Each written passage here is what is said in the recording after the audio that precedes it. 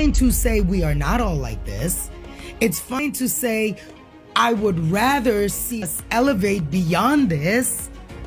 But to deny it is what started to annoy me. And I'm gonna tell you something. It made me feel some kind of way about you.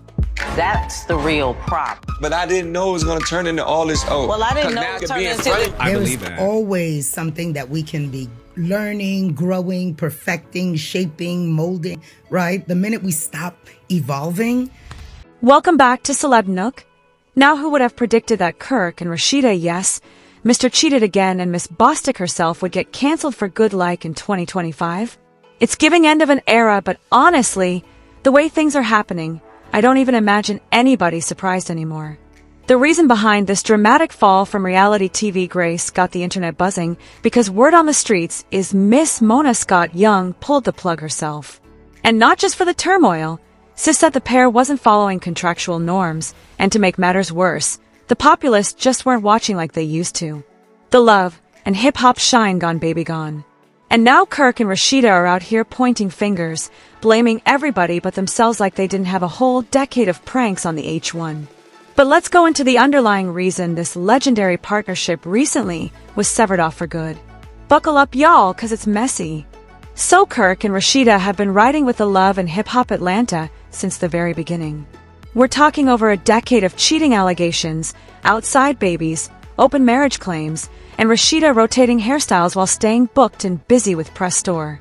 They weren't just cast members, y'all. They were like the faces of the program. But fans either rallied for them or insulted them. But anyway, they got them ratings. But behind the scenes, Mona Scott was supposedly over it. Insiders feel the environment between Mona and the Frost started getting tight during the past 3 seasons. Mashida, who earlier had followers yelling, "Bo's chick," for how she held it down through Kirk's disaster, supposedly become harder and harder to work with. Sis was out here wanting to rewrite scripts and demanding final sale for sequences, and refusing to do anything that would damage her brand. Now what brand specifically, sis? The entrepreneur cheating wife brand? Well, insiders believe she even walked out of the meeting declaring she didn't need the show anymore. Meanwhile, Kirk, he wasn't helpful at all. That man was apparently arriving up late, ignoring call hours, and treating the crew like they were beneath him. But let's not forget the whispers about unethical brand arrangements and undervalued payments. Like how you beefing with the same ones that provided you a platform. Well, what used to be a dynamic partnership evolved into a production nightmare. And still Mona let it rumble on for years. Why? Well, 'cause she knew the public were addicted to their poisoned love story. But sis grew weary. The patience grew thin, and it was only a matter of time before the bomb dropped. So here's where it all hit the fan. During what should have been a routine filming day, producers had everything lined up for a pleasant scene addressing Kirk's current business proposal.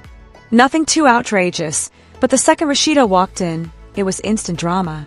Sources say she came in angry, already beefing with the producers about the scene setup. She accused him of trying to make her seem bad on camera, alleging the whole scenario was bogus and refused to shoot, and then had a full-on show match. She was apparently yelling at the top of her voice, pulling producers, accusing them of undermining her and threatening to walk off mid-scene. It got so hectic that security had to be called in to settle things down. And even when you thought things couldn't get messier... What was the text messages? The only reason they're gone is because we were arguing about some that don't even matter, and you know me. I'm energy only. Her energy is negative. I don't... Kirk joined in talking about cut the cameras dead. He agreed with Rasheeda, of course, dubbed the whole crew dishonest, and even reached out to network bosses behind Mona's back to demolish the entire scenario. Now pause for a minute. That one delay alone reportedly cost production thousands of dollars because you know time is money in showbiz. Mona was already upset over Kirk and Rasheeda while stepping out on stage and behaved brand new, but then Mona got her hands on something that altered everything. Multiple sources started saying that Kirk and Rasheeda had been secretly feeding blogs, sharing unfavorable knowledge about the show's editing staff. But these two weren't just playing victim online.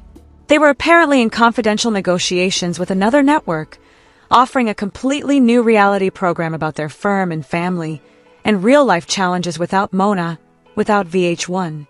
No love and hip-hop in sight. But get this, the program idea they were marketing, amazingly identical to the very tales they constructed with Mona over the years. Business grind, family troubles, parenthood, managing marriage and money and all of that. They took the blueprint and tried to build a mansion across the street. To Mona, this wasn't simply ambition, it was a declaration of war.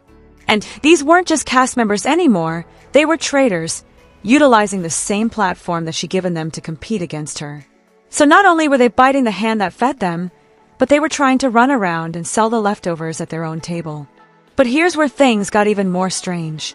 After abandoning Kirk and Rasheeda like a bad Wi-Fi, Moana headed to an inner circle and started letting the shade fly. Insiders believe she started gently indicating that certain cast members had been playing both sides for years. Let's be real a second for a nanosecond. This drove the whole love and hip-hop realm into a tailspin. People started side-eyeing each other on set and trust gone. Loyalty out the window. Well, Mona supposedly told producers that she's keeping tabs now. Anybody who's been difficult behind the scenes gets watched. Scripts are being altered and contracts are under review. All that drama, and they got away with zero usable footage. The scene's getting washed. Scripts are being altered and contracts are under review. All that drama, and they got away with zero usable footage. Well, that's when Mona concluded enough is enough. Within 24 hours, she convened a closed-door conversation with her showrunners and legal team. Sources said she produced the receipts, text messages, and missed calls, broken clauses, and Mona had everything lined up. Internal notes went forwarded to the VH1 higher-ups and production chiefs. The language used? Y'all, it was ruthless. Kirk and Rasheeda were viewed as non-cooperative, disruptive, and a straight-out liability. And that's when the famed corporate phrase, insubordination, came up. Like this wasn't just about one awful day, this was about patterns of disrespect and costly setbacks. And Mona, she had struck her limit. She gave the go signal to terminate their contracts on the spot. So no more second chances, no final sit-down, no dramatic reunion moment. Simply poof, gone. It can make me super angry at times and shut down, or it can make me snap the out and, I'm... And get this, they didn't even receive a decent goodbye. Listen, Kirk and Rasheeda always loved to appear like they were above it all, like their drama was more real than the rest of the group. But Insider has been saying that they were playing dirty behind the scenes for years. Well, Rasheeda supposedly acted like she was doing the show a favor. It just went all the camera time without the mess, but she forgot that this is reality TV, not an infomercial for pressed ATL. But Kirk, he was no better. From late appearances to shady agreements outside the show's contract, people remarked how he was treating the production, like they owed him a favor. Like, I'm the star, not the liability. In the studio with a big book in her hand, and she told me she wrote the song in the car. You know what I like? I don't see nobody in here. You're writing your own. And now that they've been evicted, instead of taking responsibilities, they're out here blaming everybody else but themselves. Like, y'all be so for real. You had the audience, you had the tale, and you had the opportunity, but y'all wanted the clout without the contract. And that's not how this company works. So suddenly all this drama's got fans buzzing. But is it also stirring up the rest of the cast? Some are relieved and others, well, they're kind of nervous too. Because let's not act like her and Rasheeda were not the only ones towing the line. Because Spice, she's been in her feelings recently too. Word is she feels the show's been misrepresenting her ever since her big hell scare. And fans believe she don't even need the show anymore, and they might be right. But Carly Red, well, she's still kicking but barely. She's been on the program since dial-up internet and is showing, and fans say she's exhausted and reliving stuff at this point. And so I apologize for that piece. I apologize for that part. What I'm not going to apologize for is how I feel. So I'm going to tell you how... So let me tell you, why you telling me how you feel? You up when you... What I'm not going to apologize for is how I feel. This moment. But also don't even get me started on Miami, because Trina's been clocked out for like 2 seasons now, and Pinky Doll, well, yeah, we don't even need to explain that one. When you've been married for going on 25 years and been in a relationship with somebody who you've lived your life with, you got to think about before you throw everything away. People are thinking the whole franchise might be ready for a huge shakeup, and Kirk and Rasheeda receiving that boot. It might just be the first domino to fall. But let's halt and bring it to the streets, because when this debate popped off, he was like, "Oh, let's do it. Let's come up with the whole synopsis, the premise, and everything." And that's what we did. We came up with the whole thing and the name, and she involved Emily, and that's how You Gotta Love It hit. People weren't just taking sides, they were spitting viewpoints. And some of you are riding hard for Rasheeda. But one user put it like way, despite all Kirk has done, infidelity, dishonesty, deception, that Jasmine drama has remained their main storyline for 8 years. Rasheeda forgiven him, she went on. So why does she have to keep repeating this disaster every season?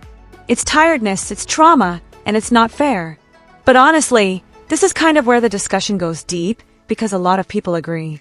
Mona and her group have utilized dark misery for fame and income for over a decade, and some feel that Rasheeda has been compelled to dig up old wounds for the sake of drama. When she eventually announced "I'm done," she abruptly phoned challenging. Another comment popped off with this. I suppose they had already quit before being publicly publicized as terminated. Now they are saying Rasheeda is difficult to work with, as she's tired of reliving that mess too.